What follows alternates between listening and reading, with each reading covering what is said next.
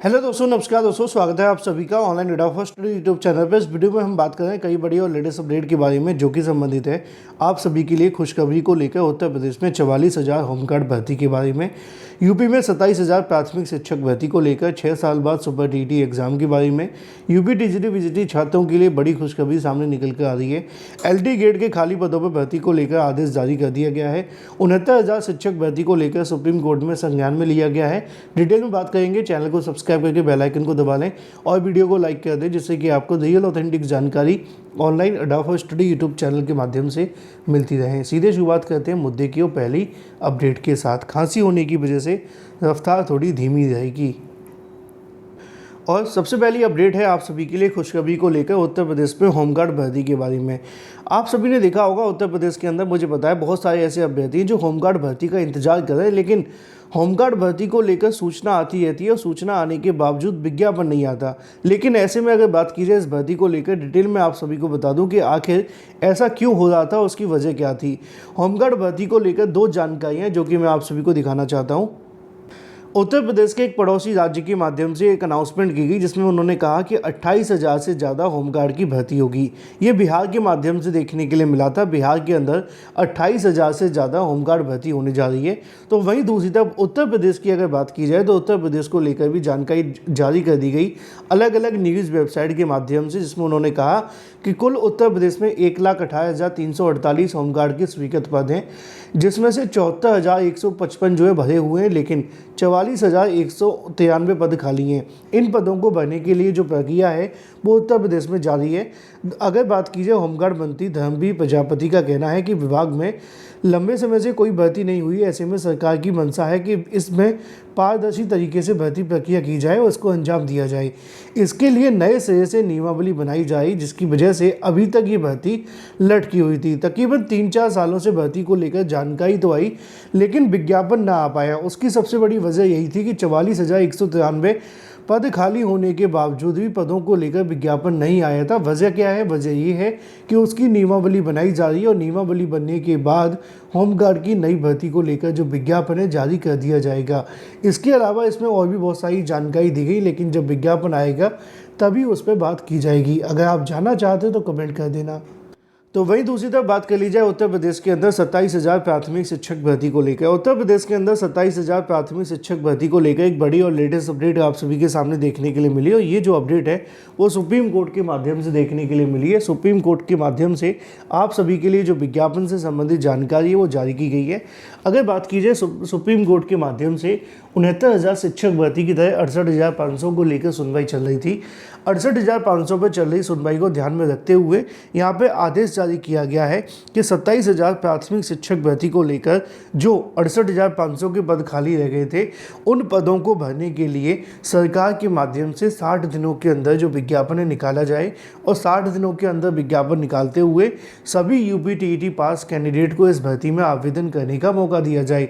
27,000 प्राथमिक शिक्षक भर्ती को लेकर कोर्ट के माध्यम से दिए गए आदेश के मुताबिक जितने भी पद यहाँ पे 68,500 के खाली हैं उनको विज्ञापित कर दिया जाए, और विज्ञापित करते हुए अभ्यर्थियों से फ्रेश आवेदन लेकर के इसकी जो परीक्षा है वो आयोजित की जाए, और जो मेरिट के अंदर आते हैं उनको नौकरियां दे दी जाए। अब 68,500 को लेकर जो पद हैं, इससे संबंधित जो अलग अलग तरह के कह सकते हैं विवाद लगे हुए थे, क्योंकि एक 30-33 का विवाद था वो यहाँ पे ख़त्म हो गया है, क्योंकि इनकी तरफ से लगातार ये मांग की जाती रही थी कि 30-33 के पदों को कहीं ना कहीं इसके अंदर एड ऑन न किया जाए 69,000 में, और कट ऑफ कम करके 68,500 के अभ्यर्थियों को नौकरी दे दी जाए। लेकिन कोर्ट ने इस बात को मानने से इनकार कर दिया है। अब 68,500 के पदों पर सीधी भर्ती के माध्यम से पद भरे जाएंगे, जिसको लेकर ये कंफर्म हो चुका है सुप्रीम कोर्ट के आदेश के बाद से। अभी तक जो ऑफिशियल वेबसाइट पर सुप्रीम कोर्ट के आप सभी को स्टेटस देखने के लिए मिल जाएगा कि याचिका को खारिज कर दिया गया है, लेकिन सुप्रीम कोर्ट का डिटेल जजमेंट क्या है वो आपको आज शाम तक देखने के लिए मिल जाएगा। अगर आ जाएगा तो मैं आपको बता दूंगा। लेकिन एक चीज़ इसमें पूरे तरीके से कंफर्म है कि जो आप सभी की सुपर टीईटी भर्ती को लेकर जो रास्ते हैं वो सुप्रीम कोर्ट से एक बार फिर से खुल गए हैं। ये वही 27,000 पद हैं जिसको लेकर आपको पता होगा सरकार ने 6,869 में जोड़ने की बात की थी और 17,000 पदों पर शिक्षक भर्ती निकाली थी। यानी कि सरकार ने भी कहीं ना कहीं एक समय के लिए मान तो लिया था कि 68,500 के खाली पदों पर शिक्षक भर्ती निकाली जानी चाहिए, है ना। अब सुप्रीम कोर्ट का आदेश भी आ गया है, तो निश्चित तौर पर ये पद आप सभी के लिए भरे जाएंगे। कब तक भरे जाएंगे ये कोर्ट के आदेश आने के बाद और सरकार का क्या रवैया होगा उस पर बात करेंगे। फिलहाल के लिए कोर्ट का ऑर्डर अभी तक अपलोड नहीं हुआ है। वहीं दूसरी तरफ बात कर ली जाए अपनी अगली अपडेट के बारे में, जो कि संबंधित है 69,000 शिक्षक भर्ती मामले को लेकर सुप्रीम कोर्ट ने एक बार फिर से संज्ञान में लिया है। आपने देखा होगा सुप्रीम कोर्ट में जब पिछली से पिछली सुनवाई के लिए तारीख लगी हुई थी तो बताया गया था कि 10 दिसंबर को सुनवाई होगी। फिर अभ्यर्थियों ने याचिका में एप्लीकेशन लगा करके 4 तारीख को सुनवाई कर ली। अब एक बार फिर से आपकी सुनवाई जो होने जा रही थी वो आपको देखने के लिए मिली थी 17 तारीख को, लेकिन इसमें बदलाव करते हुए अब 11 को सुनवाई होगी। 69,000 शिक्षक भर्ती में सुप्रीम कोर्ट में जो अगली सुनवाई वो 11 दिसंबर को लग गई है। इस मामले पिछली बार सुनवाई के लिए केस नंबर नहीं आ पाने की वजह से अभ्यर्थी निराश थे, तो एक बार फिर से उन्होंने कहीं ना कहीं एप्लीकेशन दाखिल करके अपने मामले की जल्द से जल्द सुनवाई की मांग की थी, जिसको यहाँ पे स्वीकार कर लिया गया है। और अब 69,000 शिक्षक भर्ती आरक्षण से संबंधित मामले पर आपकी जो सुनवाई होने जा रही है वो आपको देखने के लिए मिलेगी 11 तारीख को। अब डिसाइड यही होगा 11 को कि 69,000 में आरक्षण घोटाला हुआ या नहीं, अगर सुनवाई हो पाती है तो। जो भी अपडेट होगी वो आप सभी को दे दूंगा।